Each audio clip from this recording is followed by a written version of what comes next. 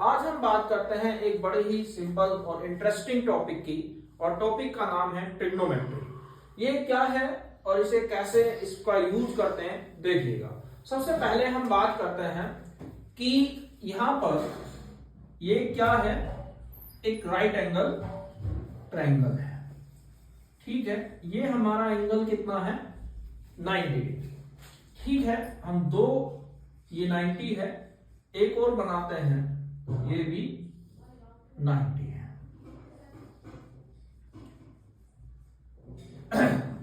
अब किस तरीके से, सबसे पहले यहां पे हम ये देखेंगे कि किस तरीके से हम बेस और परपेंडिकुलर डिसाइड करते हैं, जो यहां का मेन कॉन्सेप्ट है।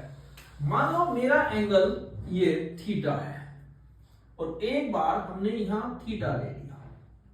ठीक है, जो 90 के सामने की साइड होगी, ए बी सी, क्लियर है कि जो हमारा मेनली कॉन्सेप्ट यही है, सबसे पहली चीज समझने की जो ब्रेन है इसमें क्या है, यहां पे देखिए 90 के सामने जो भी साइड होगी वो क्या कहलाएगी, हाइपोटेनियस। उसे हम हाइपोटेनियस बोलेंगे। ठीक है, इसमें कोई चेंजेस नहीं होना कभी भी, कि जैसे ही ट्रायंगल के अंदर अगर राइट एंगल ट्रायंगल है तो 90 के जस्ट अपोजिट साइड क्या कहलाएगी, एच, यानी कि हाइपोटेन्यूस। दूसरी चीज थीटा। अब यहां थीटा मैंने सी पे लिया है, वहां थीटा मैंने ए पे लिया है। अगर थीटा सी पे है तो कौन सी दो साइडें बची, एक ए बी और एक बी सी। तो ए बी और बी सी बची, तो थीटा एंगल किस पे बना हुआ है, बी सी पे। तो जहां थीटा बना हुआ है वो हमारा बेस होगा, ये बेस हो गया। और जो थर्ड वाली साइड है, यानी कि थीटा के जस्ट अपोजिट वाली साइड, वो क्या कहलाएगी, परपेंडिकुलर। क्लियर है।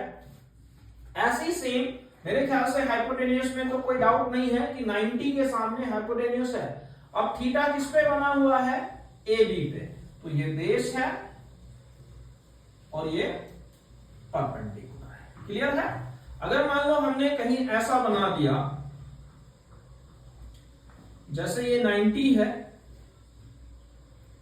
अब हमने थीटा यहां ले लिया, ध्यान देना। अब 90 यहां है तो 90 के जस्ट अपोजिट क्या साइड होगी, हाइपोटेनियस। अब थीटा किस पे बनना है, इस साइड पे, तो ये बेस और ये वाली साइड क्या कहलाएगी, परपेंडिकुलर। तो क्लियर है कि हम किस तरीके से, सबसे पहला तो ये कॉन्सेप्ट समझ में आ गया होगा कि कौन हाइपोटेनियस है, कोई बेस है, कौन परपेंडिकुलर है। क्लियर। 90 के सामने हाइपोटेनियस, जिसपे थीटा बनना है वो बेस, और जो अदर साइड है वो परपेंडिकुलर। जैसे थीटा यहां बना हुआ है तो ये बेस और ये परपेंडिकुलर। अब यहां पे एक हमारे पास आइडेंटिटी होती है कि पढ़ी है हमने पिछली क्लासेज में, hypotenuse square equal to base square plus perpendicular square. Clear है। जब यहां पे हम बात करते हैं बेस की, अगर बेस निकालना हो तो क्या होगा, hypotenuse square minus perpendicular square. अगर मुझे परपेंडिकुलर निकालना हो तो क्या होगा, hypotenuse square minus base square. Clear. तो ये आइडेंटिटी मेन जो हुई वो ये हुई। अब हम बात किसकी कर रहे हैं, हमारे टॉपिक का नाम है ट्रिग्नोमेट्री। क्या यूज है, किस तरीके से यूज करते हैं। तो एक हमारे पास यहां पे टॉपिक होता है क्या, पंडित बद्री प्रसाद, यहां ले लेते हैं, पंडित बद्री प्रसाद हर हर भोले। क्लियर है। पंडित बद्री प्रसाद हर हर भोले। तो यहां पे हम ये दिख रहा है, अभी ध्यान से, तो हमारे पास 6 ट्रिग्नोमेट्रिक रेशियो होते हैं। पहला साइन, मान लो थीटा लिया तो थीटा, दूसरा कोस थीटा, तीसरा tan theta, cot theta,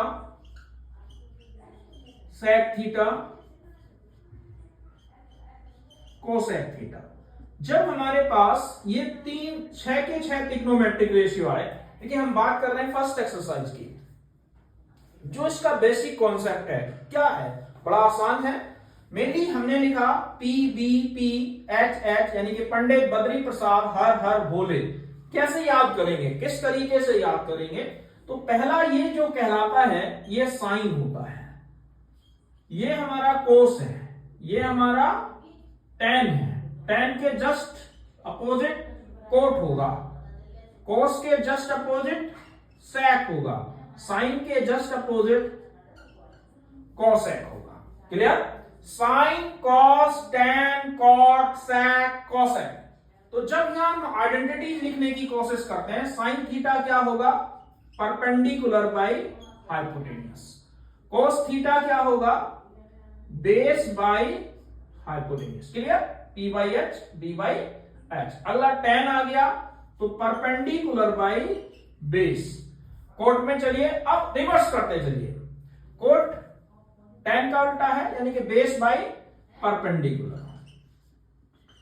next H by B, अगला H बाई P। क्लियर है? देखिए sign, cos, tan, cot, sec, cosec यानी कि हमारे पास 6 ट्रिग्नोमेट्रिक रेशियो होते हैं। इसके अकॉर्डिंग अगर ये तुमने लर्न कर लिया तो यहां पे क्या आएगा? पंडित बद्री प्रसाद हर हर बोले, P मतलब परपेंडिकुलर, B मतलब बेस और H मतलब हाइपोटेन्यूस। तो यहां पे जब पहला लिख रहे हैं sine P by H, cos B by H, tan P by B, cot B by P, sec H by B और कॉसेक H बाई P। तो इस तरीके से हम बड़ी आसानी से इस कॉन्सेप्ट को समझ सकते हैं। तो मेरे ख्याल से क्लियर होगा। पहली चीज मैंने अभी तक जो क्लियर करी है वो ये है कि कौन परपेंडिकुलर है, कौन बेस है, कि 90 के सामने वाला हमेशा हाइपोटेनियस, इसमें कोई डाउट नहीं। जिस पर थीटा बना हुआ है लाइन पर वो हमारा बेस, जो बची हुई लाइन है वो हमारा परपेंडिकुलर। जैसे थीटा यहां बना हुआ है तो ये बेस और ये परपेंडिकुलर, और एक hypotenuse square, base square plus perpendicular हो स्क्वायर।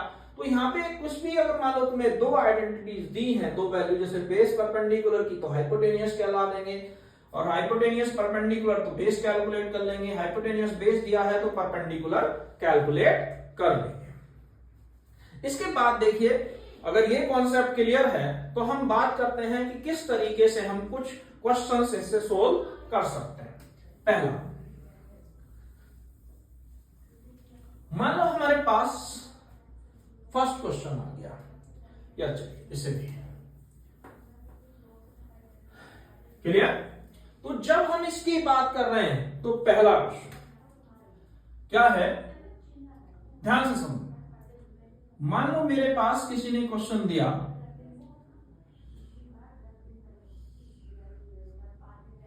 ये A है, B है, C है। B के सामने वाला, B पे एंगल कितना मान लिया? 90 डिग्री। मान लो ये वाली साइड हमारी 3 है, ये 5 है। तो यहां देखो 90 के सामने हाइपोटेनियस, एक बेस और एक परपेंडिकुलर। तो हमारे पास hypotenuse square equal to base square plus perpendicular square, यही आइडेंटिटी होती है। अब मान लो हाइपोटेनियस कितना है? 5। बेस को मैंने 3 मान लिया, लेकिन अभी डिसाइड होगा बेस किसके बेस पे है। अगर C कैलकुलेट करना है तो बेस ये है, अभी मान लेते हैं। परपेंडिकुलर मान लो नहीं पता तो हमने इसे क्या लिख दिया? BC। क्लियर है? तो 5 5 जा 25, 3 3 जा 9 प्लस BC स्क्वायर।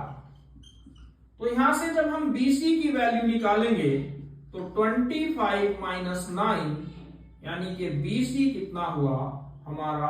25 में से 9 निकाला तो BC इक्वल टू कितना हुआ? √16। तो यहां से BC की वैल्यू कितनी आ गई निकल के?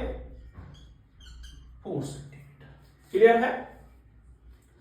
अब जब इतना निकल गया, मान लो यहां पे कैसे भी पूछे, हमें कोई दिक्कत नहीं, क्योंकि हमारे पास सारे चीजें हैं, हमारे सारे डाउट क्लियर हैं, तो हम कुछ भी कर सकते हैं। मान लो किसी ने पूछा फर्स्ट पार्ट में कि साइन A, दूसरे में पूछा कॉस A, तीसरे में पूछा tan। क्या करना है?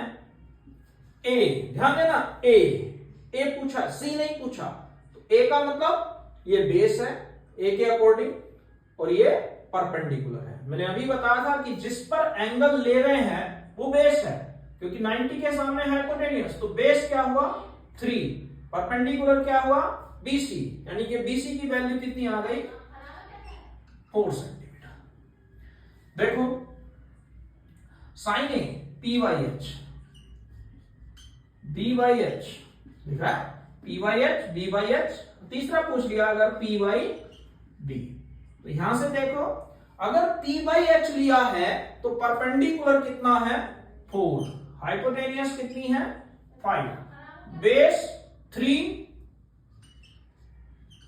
अगला अगर यहां बात कर रहे हैं PYB 4/3, क्लियर है। अब ये तो थे आसान कि हमने ए ले लिया, मान लो मैंने ले लिया सी, यानी कि फोर्थ पार्ट में हम बात करते हैं किसकी, साइन सी, कॉस सी, सिक्स्थ में ले लिया टेन सी। फॉर्मूले आइडेंटिटी फिर वही आएगी, perpendicular by hypotenuse, base by hypotenuse और परपेंडिकुलर बाय बेस, लेकिन अब चेंज हो जाएगा।